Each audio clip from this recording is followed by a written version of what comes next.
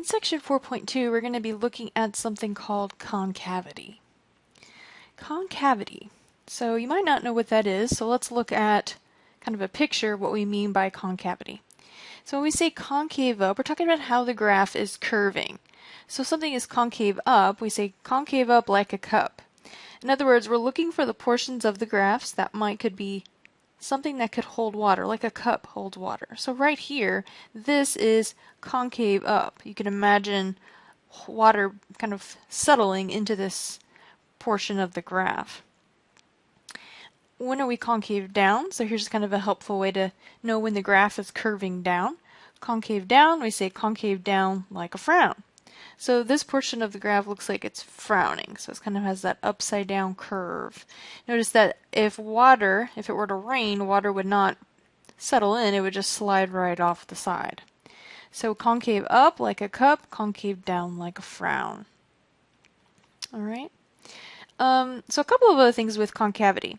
When we switch from being concave up, so a portion of the graph is concave up, and then it switches to being concave down.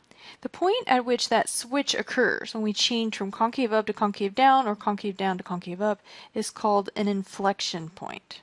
Alright, so this is an actual point on the graph that I could point to. I could put my finger on. It's an actual point in the graph where we have a transition from either concave up to concave down or concave down to concave up. So some sort of transition. Alright, so something else that I want to kind of show you with the geometric or the kind of the visual representation of concavity. When something is concave up, all of the tangent lines to the graph are below the graph. So for every tangent line that I could possibly draw would end up being below the graph. Alright, when we get to the inflection point, the tangent line through the inflection point, part of the tangent line will fall above and part of that tangent line would fall below. So there's a point at which we have that transition. All of a sudden the tangent line partly above, partly below. After that, all of the tangent lines will be above the graph. So all of the tangent lines, when the graph is concave down, that portion of the graph, every tangent line that I could draw would be above the graph.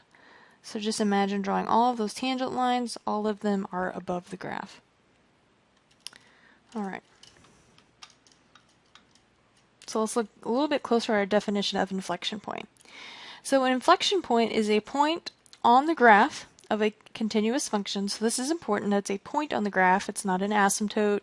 It's not a hole. It's an actual point on the graph where the tangent line exists. So we have that tangent line existing and the concavity changes. So we have concave up to concave down or concave down to concave up. So let's look at a few of these inflection points. So here we have an inflection point. Here the graph is concave up like a cup, and then on the right side of that point the graph is concave down like a frown. Notice that a portion of the tangent line through that point is above the graph and a portion is below. Alright, so that's our inflection point, the point that has a tangent line where part of it is above and part of it is below. Here is our inflection point here. Notice to the left we're concave up like a cup, but maybe a little bit harder to see because it doesn't have the right portion there, but you could imagine there would be some water that could fill this little space right here. So we have concave up like a cup on the left, and on the right we go concave down like a frown. So once again, the inflection point is there, the tangent line partially below, and then on the other side partially above. Okay, last one here. Here we have a tangent line. Now this one happens to be a vertical tangent line through this particular inflection point. Here we're concave down like a frown, and then we switch to being concave up like a cup. Alright, so tangent line partially above the curve, partially below. These are what we call inflection points. So what we want to do in this section is we want to determine if we're looking at a function, for what intervals is the graph concave up and for what intervals is the graph concave down. The second derivative is what measures concavity. So if you remember, in section 4.1, the first derivative, what does it measure? Or what does it determine? It determines where the function has increasing or decreasing intervals. Now remember that if the first derivative was positive, the function was increasing. If the first derivative was negative, then the interval was decreasing. Okay, so that's significant. Another kind of physical tie to this was the idea of, we talked about the first derivative measures speed. In other words, the first derivative measures rate of change of position. So how quickly we are changing position. So idea of speed.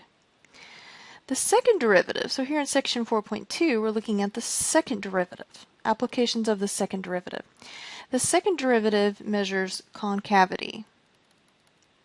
Are we concave up or are we concave down? And it's a very similar concept to what we talked about with the first derivative. We want to know where the second derivative this time is positive or negative.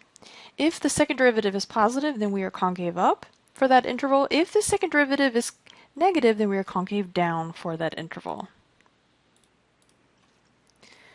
Another concept of the idea of concavity and working with the second derivative is that when we have the first derivative, we said it measures speed or rate of change of position. So in other words, if I have a car here, it tells me how quickly I am moving.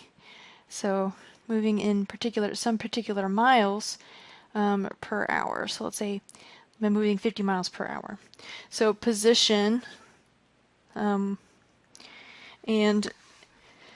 it's telling me how quickly I'm changing position. Now what does the second derivative tell me? Well, if I take the derivative again, this tells me something about the acceleration. If the speed, so in other words, let's say this, rate of change of speed, tells me how my speed is changing. If we're accelerating, then we're increasing the speed. So the speed, or the first derivative, is getting larger. It's increasing. If we are decelerating, which means that we are slowing down,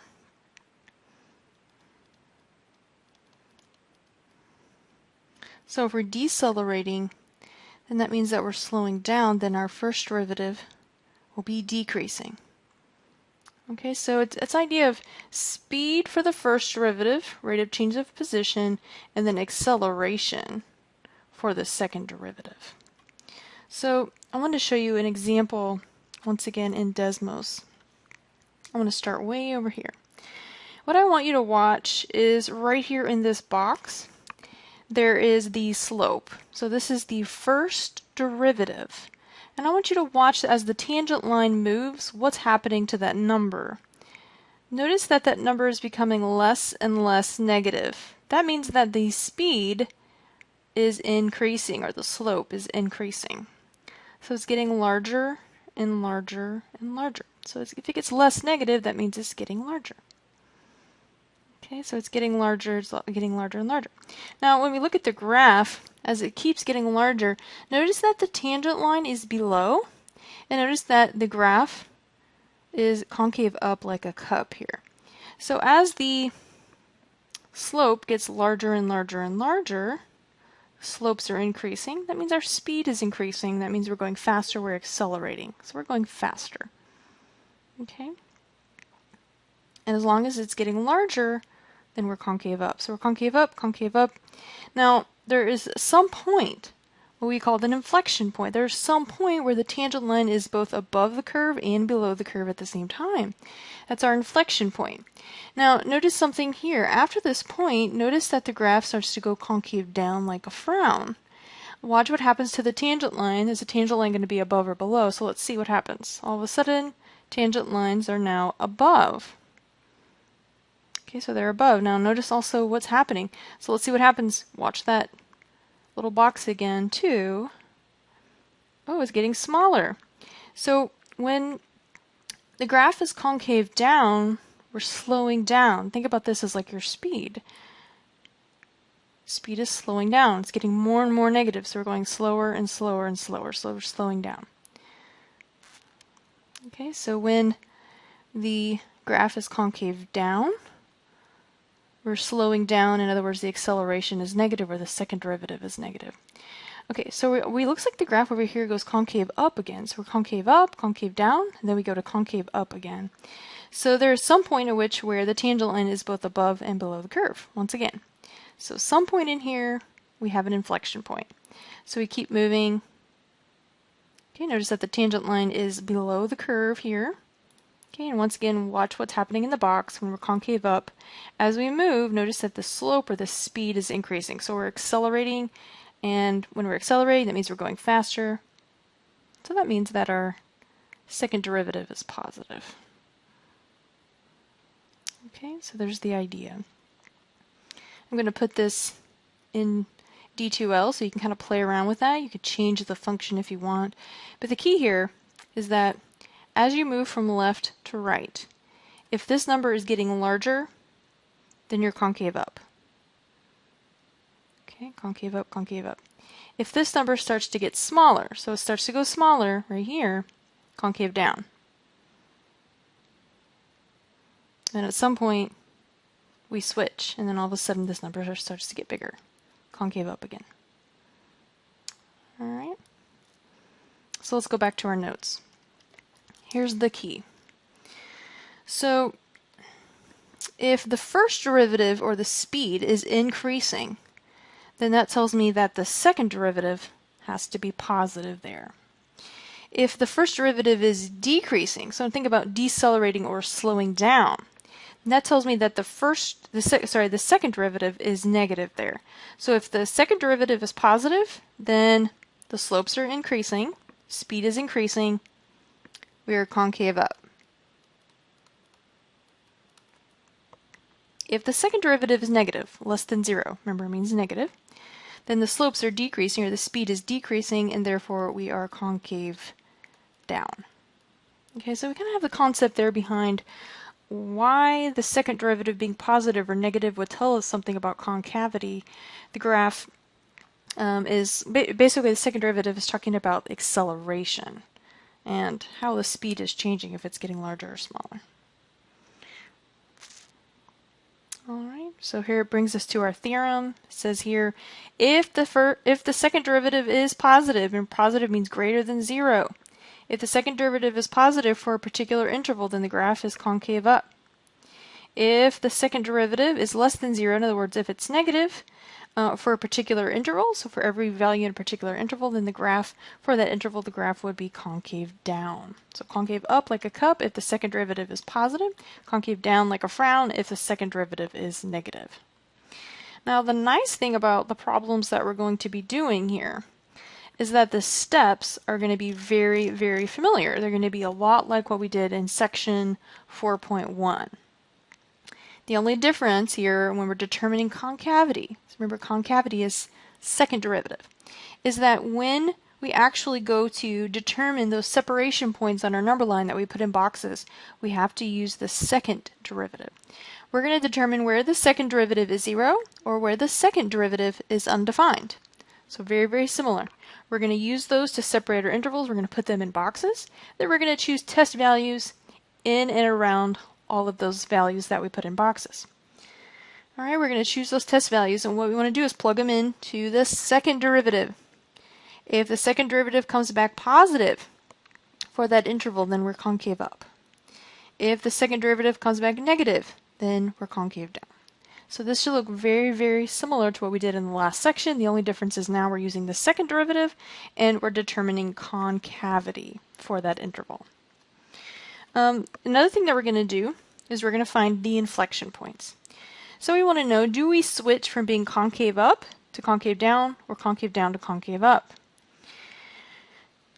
If we switch, then we're going to look at what we call an inflection point. Now here's the important part, is that the inflection point has to be an actual point on the graph. In other words, if I find an x value and I plug it in, then I have to be able to find a y value too. So it has to be an actual point on the graph. So it can't be an asymptote or a hole. It has to be an actual point on the graph in order to be called an inflection point. Okay, so let's look at some examples here. Okay, so notice here really important, we're asked to find out where the function is concave up and where it's concave down. When we're asked to determine concavity, then we're worried about finding the second derivative. Remember, second derivative is tied to the idea of concavity. Then we're asked to find any inflection points. So for example 1, we want to find out where the graph is concave up and where it's concave down. So I want to get to the second derivative, but first I have to find the first derivative. So we're going to find the first derivative, and we're just going to use the power rule here. So 4x cubed minus 18x squared plus 2. This looks nicer. Okay, so there's our first derivative. Remember, first derivative does not tell us concavity. First derivative tells us increasing and decreasing intervals. That's not what we want. So we need to go to the second derivative. And make sure you label them, okay, very clearly, so you know which one is which. So we're going to use the power rule again. 12x squared minus 36x. And then, of course, that's 0. All right, so what we're going to do is we're going to first find the second derivative. The next thing that we want to do is we want to figure out where the second derivative is 0 or where the second derivative is undefined. Now remember, we don't have any variables in the denominator. We don't have a denominator at all, so I'm not going to worry about where the second derivative might be undefined because that's not possible. So I'm just going to worry about taking my second derivative here and setting it equal to 0. Okay. One of the things that you have to know how to do for the test is you have to know how to factor. Very important. So we're going to solve for x by factoring. The greatest common factor here is 12x. We're going to pull that out. I'm left with x minus 3 on the inside. And I'm going to continue solving. I'm going to take each one of those factors, set them equal to 0, and I get x equals 0 and x equals 3 as my separation points on my number line. Alright, so I'm going to come up here and I'm going to draw my number line. So step 3 is to put those values in boxes on our number line. And we also want to choose some test values in and around. Now what's really nice, I could choose -1, these are pretty small numbers. I could choose +1 and I can choose +4. Alright, and then here's the important part once again is that I am plugging into the second derivative, not the first derivative and not the original function. We're basically testing for acceleration here. Is the acceleration, am I speeding up or am I slowing down? What's happening to the curve? So I'm plugging it into the second derivative. So notice that for each one of these I should have 2 tick marks because I'm plugging into the second derivative to determine concavity. Okay, really, really important. Alright, so when when -1 goes into that second derivative, so remember this is my second derivative, what do we get? So let's see what happens. We get 12, -1 squared, minus 36 times -1. We want to figure out what value that turns out to be. So this turns out to be a positive 12, it's pretty easy, plus 36, definitely turning out to be a positive value. So if the second derivative turns out to be positive, then that means that the graph is concave up. Now, one of the things that I recommend, let's go ahead and just write the word out, concave up. One of the things I recommend that you do is go ahead and draw a visual picture. Concave up like a cut. So I'm going to put like a little smile there.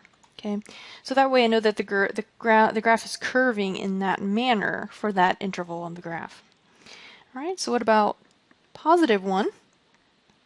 So 12 times +1 squared minus 36 times +1. That gives me 12 minus 36, which definitely turns out to be a negative value. It turns out to be -24. And the fact that it's negative tells me that the graph is concave down, like a frown.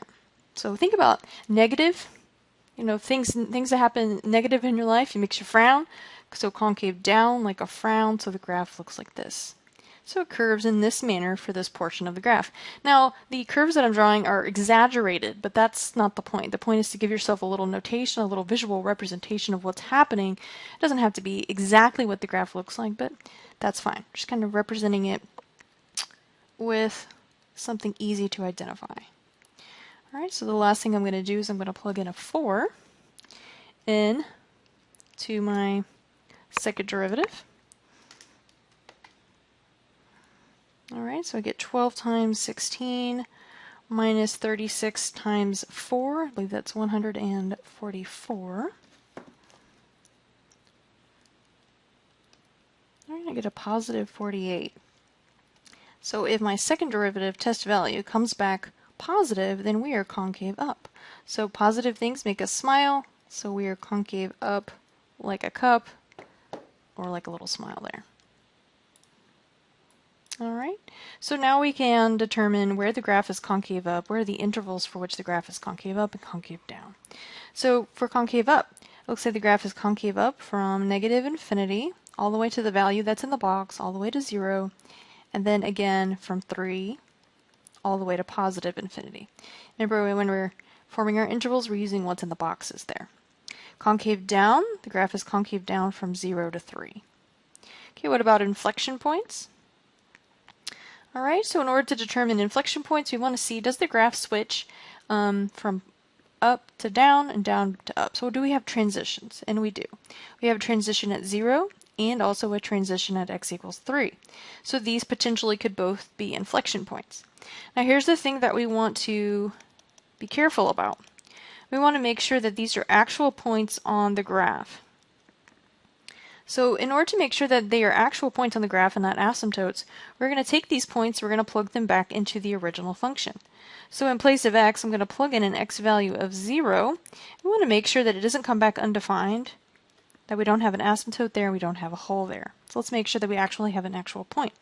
So I get 0 minus 0 plus 0 plus 8, so 0, 8 is an actual point on the graph. So one of our inflection points is 0, 8. Now, keep in mind that these are intervals for which the graph is concave up and concave down, and these are actual points on the graph. So make sure you don't get those two ideas confused. Alright, what about 3? Is 3 an actual point on the graph, or do we have an asymptote there? So when 3 goes in place of x, throw all that into your calculator now exactly as we have it, and I end up with negative 67. So 3 goes in, negative 67 comes out. So that's an actual point on our graph.